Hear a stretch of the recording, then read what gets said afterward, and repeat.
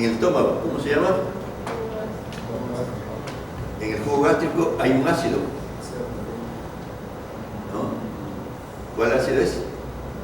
Ácido clorhídrico, ¿no? Ácido clorhídrico. ¿Cuál es el ácido clorhídrico? ¿Ustedes conocen? ¿Han visto el ácido clorhídrico? ¿Alguna vez has visto ácido clorhídrico? ¿Química? ¿No ha hecho química?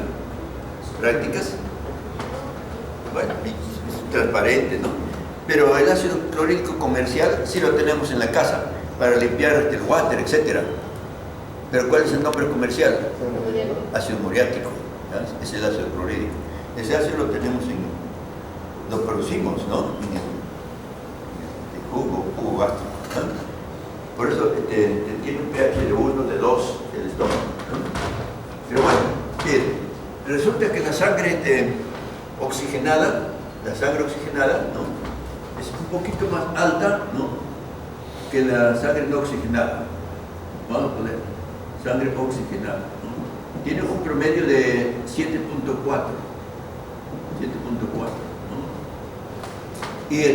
Pero la sangre no oxigenada, ¿no?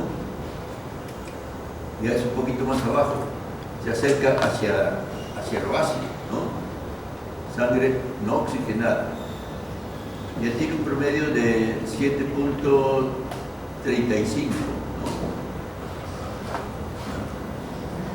¿no? Entonces, ¿por qué, no? Porque la sangre no oxigenada tiene CO2, ¿no?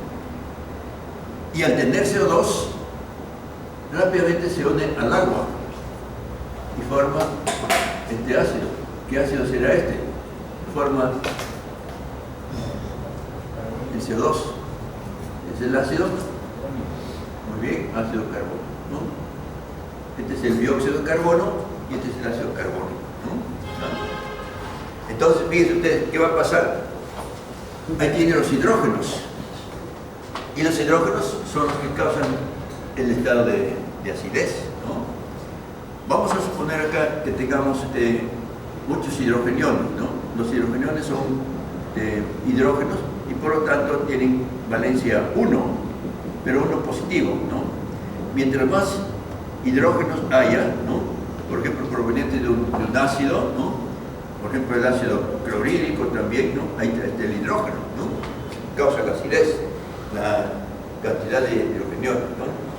Pero cuando hay muchos OH también tenemos el medio alcalino, ¿no? Medio alcalino, ¿no? Por ejemplo, acá, que haya mucho OH, ¿no? Que son hidrogeniones, que son negativos, ¿no? Entonces tenemos un medio ya alcalino, ¿no? Medio alcalino, medio ácido, medio alcalino, ¿no? Por ejemplo, si hay, en lugar de un ácido clorhídrico, hay un hidróxido de sodio, ¿no? Ya es un medio alcalino. Pero entonces, ya saben ustedes que la sangre no oxigenada es un poquito menos alcalino, ¿no? ¿Por qué? Porque tiende hacia abajo. Porque al tener hidrogeniones del CO2 que se une al agua, ¿no?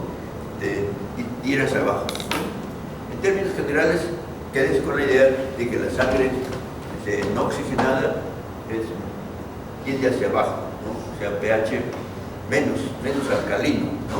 Que la sangre oxigenada, ¿no? Por este detalle. El CO2 que tiene se une al agua y forma un ácido que le está dando hidrogeniones, ¿no? Entonces baja un poquito, ¿no? De 7.4 baja a 7.35, ¿no? Pero fíjense, de estos términos, ya lo dijo su compañero, ligeramente alcalino, ¿no? Ligeramente, ni siquiera llega a 8. Pero estos valores deben mantenerse siempre así, ¿no? Porque si no, tenemos el problema de, por ejemplo, del funcionamiento de todas las células, las neuronas, por ejemplo. Si están estudiando ya para su examen, ¿no? Se han dado cuenta de que, por ejemplo, en la neurona dijimos lo siguiente, ¿no? Cuando hablamos de potenciales de acción, ¿no? que cuando hay una prevalencia de OH, ¿no? Entonces ahí lo que va a suceder es que entre mucho sodio a la célula. Este es negativo. En el reposo toda célula es negativa en el interior, ¿no? Potencial de membrana o de reposo. Pero cuando entra el sodio se positiviza. Entonces genera potenciales de acción en gran cantidad, ¿no? Por lo tanto, las neuronas están en un estado de hiperactividad, ¿no? De hiperactividad eléctrica y hay una hiperactividad neuromuscular también, ¿no? Que puede llegarse hasta temblores y de temblores incluso, ¿cómo se llamarían? Ya temblores muy rápidos. ¿Cómo se llama? El Parkinson, bueno, sí, ¿no? Pero sería ya puede llegarse hasta, digamos, el tétano, ¿no? Bueno, entonces, cuando haya exagerada alcalinidad, ¿no? Entonces, entra mucho el sodio y hay estados de hiperactividad, ¿no? Entonces, cuando hay hiperactividad máxima, ya entramos, digamos, a las convulsiones. Temblores muy fuertes, ¿no? Pero al revés, ¿no? Dijimos, y ahora han leído seguramente ustedes para el examen, ¿no? Que esto es cuando hay alcalinidad. Cuando hay acidosis, es al revés. Se bloquea o baja la entrada de sodio. Entonces, no va a haber potenciales de acción porque como esto es negativo y no entra positivo, no hay potencial de acción, siempre queda en negativo, ¿no? Negativo y negativo y negativo. Entonces, ya no hay actividad neuromuscular, ¿no? Y viene la depresión neuromuscular. Y la máxima depresión neuromuscular, ¿cuál sería? ¿Ah? Algo que se parece a la muerte ya. ¿Cómo le llamaríamos? ¿Cómo? ¿Ah? Entonces, para que no haya ese problema de que el animal se hiperexcite, ¿no? Hasta llegar a convulsiones y muere, ¿no? O al revés, se deprima tanto y llega al coma, ¿no? Ese pH no debe cambiar tanto, ¿no? Y debe mantenerse, ¿no? Entonces, veamos de una vez, ya que estamos hablando de esto, cuáles son los mecanismos que regulan el pH, ¿no? Entonces, en primer lugar, vamos a hablar acá, ¿no? Podemos poner, ¿no? Mecanismos reguladores. O si quieren, pongan mecanismos buffer, ¿no? Buffer o tampón, ¿no? ¿Cuáles son los mecanismos buffer? ¿No? Ya les habíamos dicho hace un rato. El primer mecanismo buffer, ¿no? Vendría a ser la oximoglobina. La oximoglobina. ¿Cómo trabaja la oximoglobina? Bueno, fíjense, cuando hay un estado de acidez o de acidosis, digamos, acidez o acidosis es lo mismo, ¿no? ¿Qué va a ocurrir? ¿Cuál sería un estado de acidosis? Este de acá. Prevalencia de hidrogeniones, ¿no? Entonces, ¿qué va a pasar, no? Resulta que la oximoglobina, que es así, ¿no? La oximoglobina, ¿no? Siempre está unida a un OH, formando digamos, un conjunto, ¿no?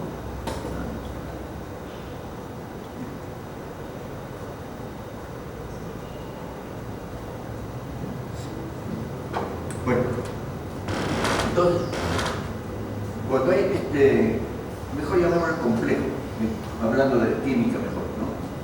Formamos un complejo, OH y hemoglobina, ¿no? Este complejo está en la sangre siempre, ¿no? Pero ¿qué va a suceder con el complejo, no? El complejo va a liberar un OH, ¿no? Va a liberar el OH ahí, y lo que queda es oximoglobina. Pero, ¿qué se gana con eliminar el OH? Este OH va a venir y se va a unir al hidrógeno. ¿Y cuál es el resultado de la unión de un OH con un hidrógeno? ¿Qué va a resultar? H2O. Y el agua es neutra, porque el oxígeno es menos 2 y allá cada hidrógeno es 1, entonces hay menos 2 más 2, es neutra, ¿no? Entonces, miren ustedes, resuelto el problema, ¿no? Resuelto el problema de la acidosis, o este de acá. ¿Cómo hemos bloqueado los hidrógenos? Lo que está causando acidez. La oximoglobina que está unida al OH formando un complejo, suelta el OH y el OH viene y atrapa a los hidrógenos y los convierte en agua. Punto. Ya no hay acidosis, ¿no? Pero también te pongamos un ejemplo al revés, ¿no? Cuando prevalecen más bien los OH ahí, ¿no? O sea, un estado de alcalosis, ¿no? Vamos a poner acá, alcalosis. Por ejemplo, mucho OH, ¿no? Bueno, en este caso, resulta que la oximoglobina,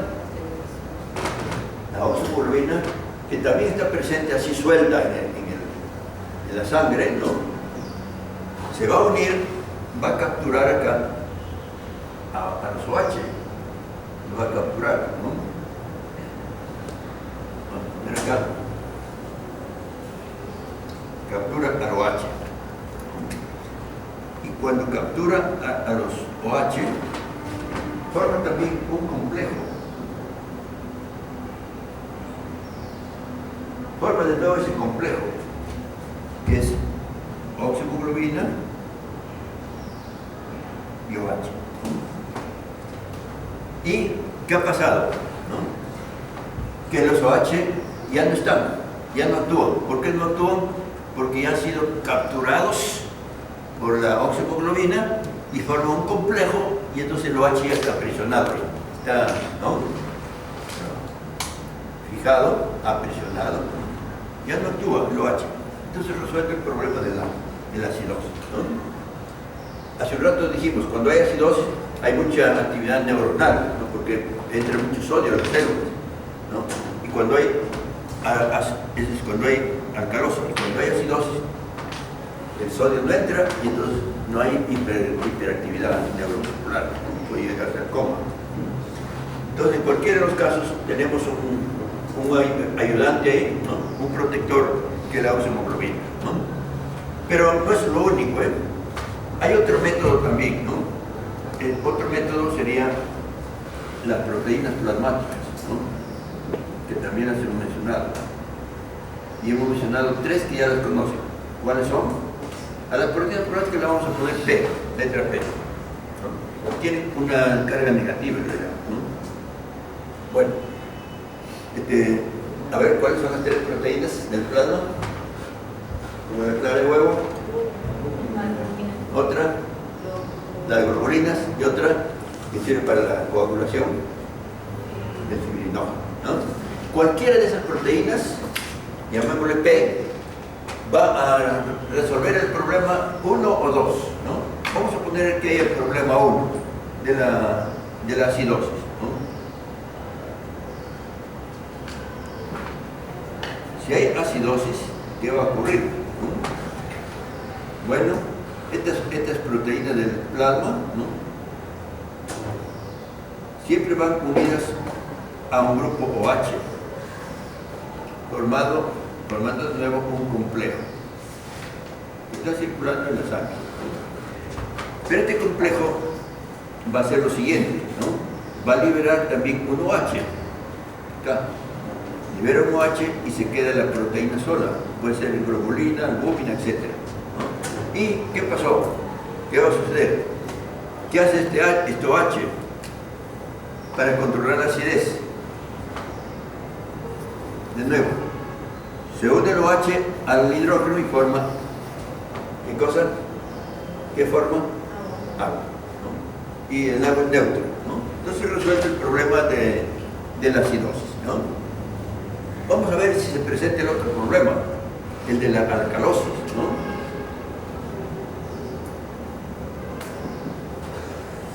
Si hay alcalosis, esta proteína plasmática que está sola también en la sangre, así como un complejo, también hay proteína sola, ¿no? Que puede ser albúmina, globulina, etc., ¿no? Esa proteína lo que va a hacer es, en caso de alcalosis, va a fijar a un H, ¿no? Lo va a fijar acá. Y forma un complejo de nuevo. ¿No? Forma un complejo que está formado por la proteína y el OH. ¿Y qué pasó? Que el OH ya no está solo. ¿Por qué no está solo? Porque ya ha sido apresionado por una albúmina, por una proteína, ¿no? Y forma un complejo. Y el OH ya no actúa, está presionado, ¿no? Resuelve el problema de la alcalosis. Pero como si fuera poco, fíjense ustedes, también hay algunos sistemas buffer, ¿no? Que ya hemos mencionado también hace un rato, buffer o tampón, ¿no? ¿Cómo funciona un sistema buffer? Pongamos punto 3.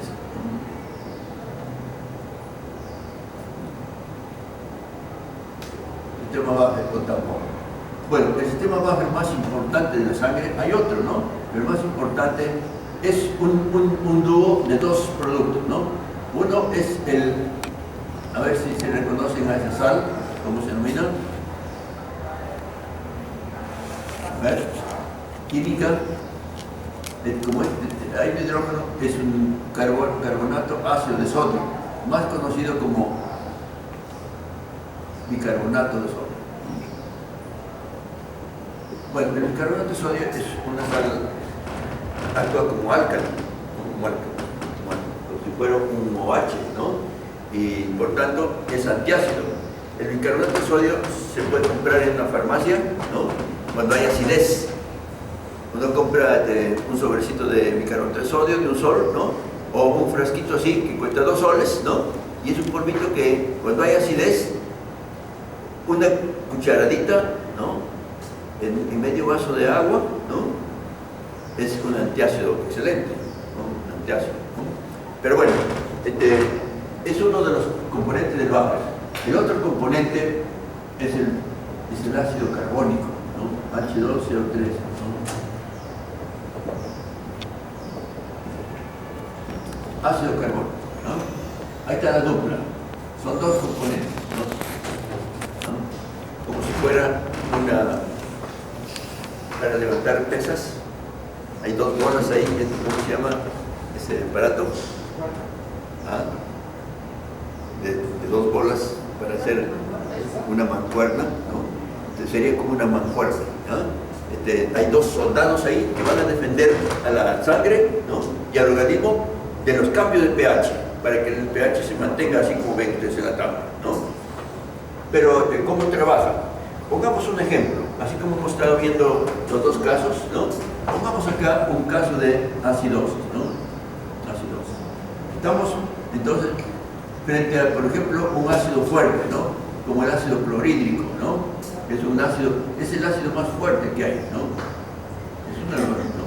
Es el agua, digo, el ácido muriático que se limpia, ¿no?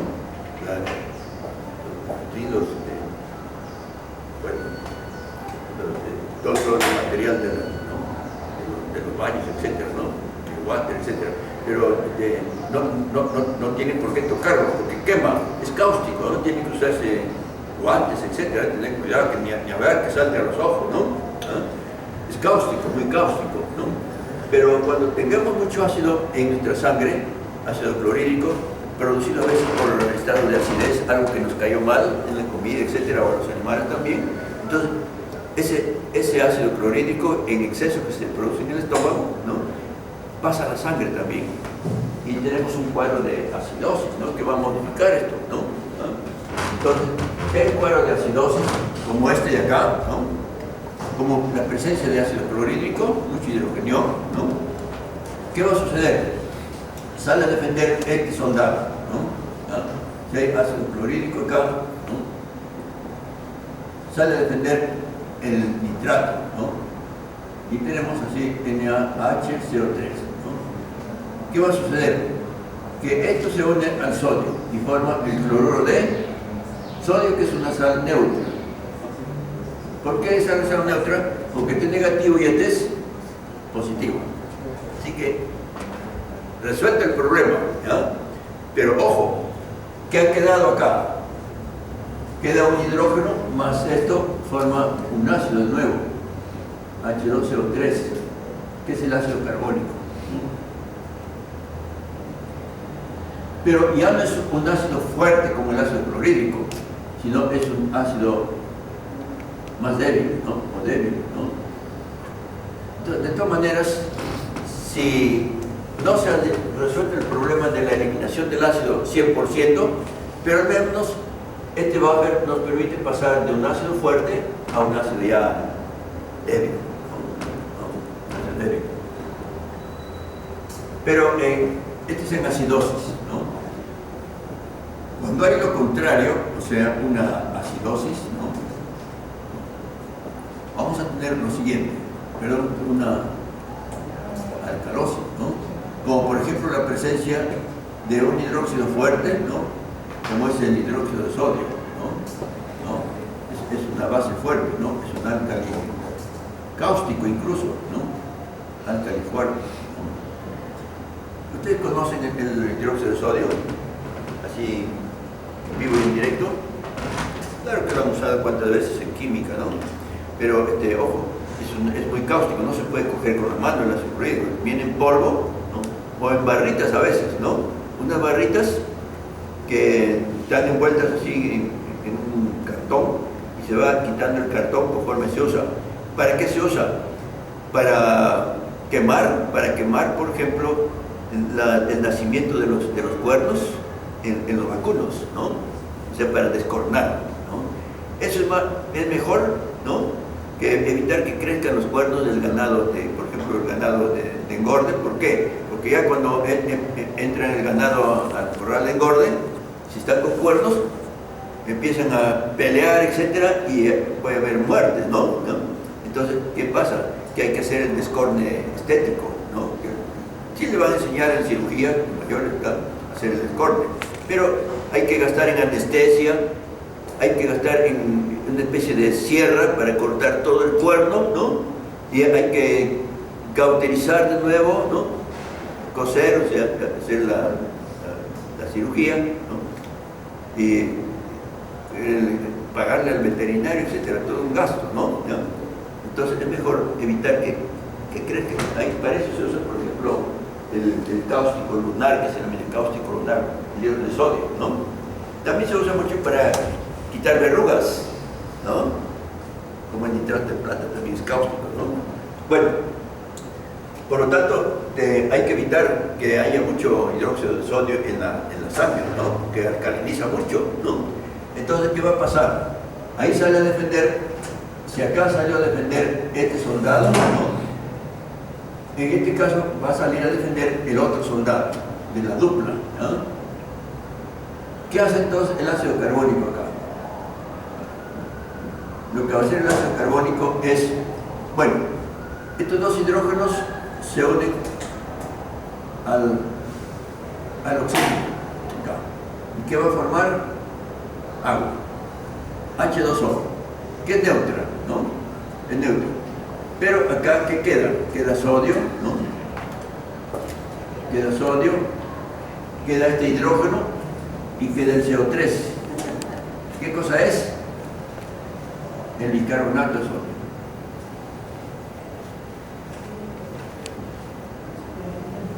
Que siempre es un álcali, ¿no? El bicarbonato de sodio hemos dicho que es un álcali, que puede bloquear una acidez, pero ya es un álcali ya no fuerte, que hace daño, que quema, ¿no? Es una álcali débil, ¿no? Que incluso se puede tomar, ¿no? Para controlar la acidez, ¿no? ¿Ah? Bueno, entonces, como ven ustedes, las proteínas plasmáticas, perdón, el pH también es una propiedad importante de la sangre, ¿no? Bueno, otra propiedad importante de la sangre es el pH, la presión osmótica, ¿no? ¿Por qué número vamos en las propiedades? El pH sería el 5, creo que hemos puesto, ¿no? pH. Bueno, otra propiedad de la sangre viene a ser la presión osmótica. ¿Qué quiere decir la presión osmótica?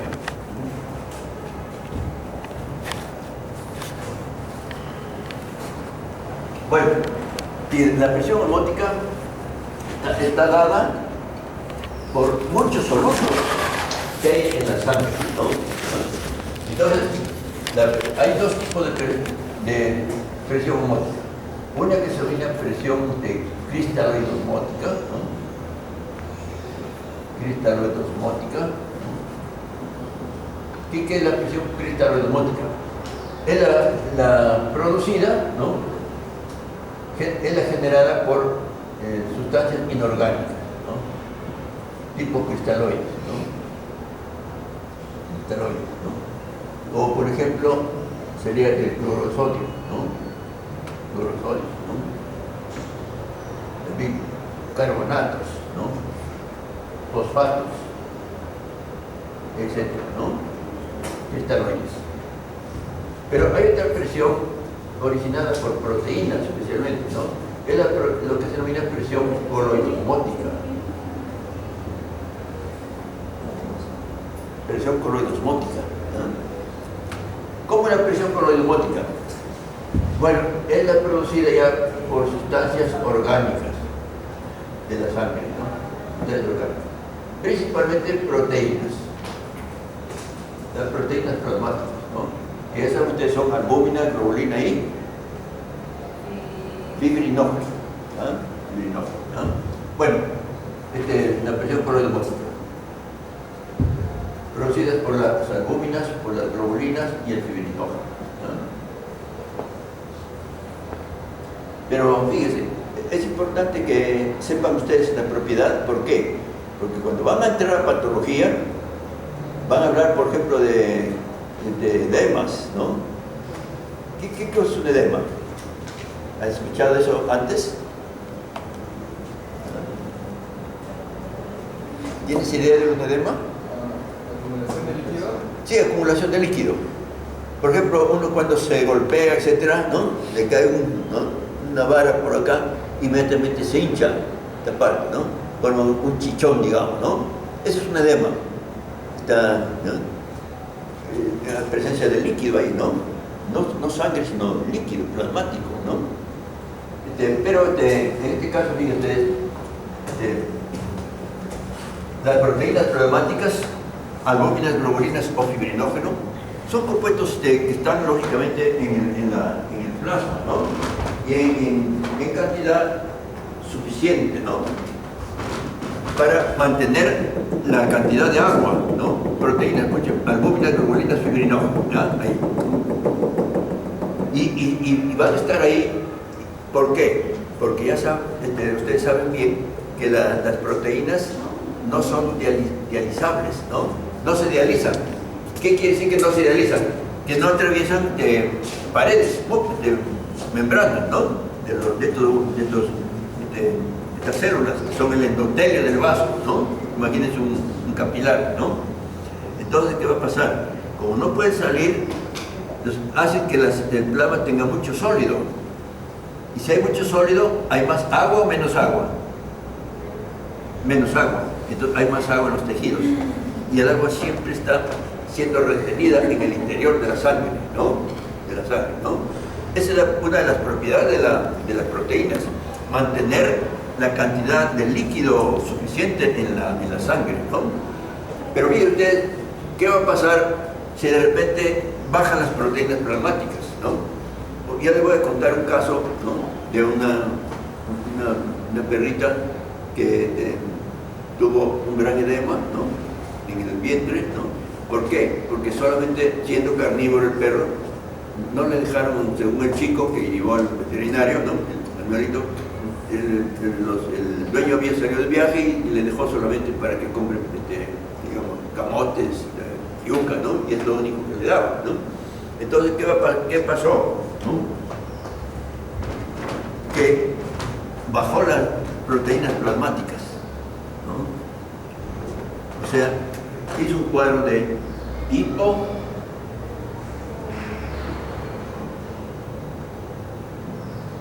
hipoproteinemia, la carencia de proteínas en la hemia en la sangre, ¿no? Resultado, como no hay mucho soluto acá, hay más agua y entonces las flechas se invierten.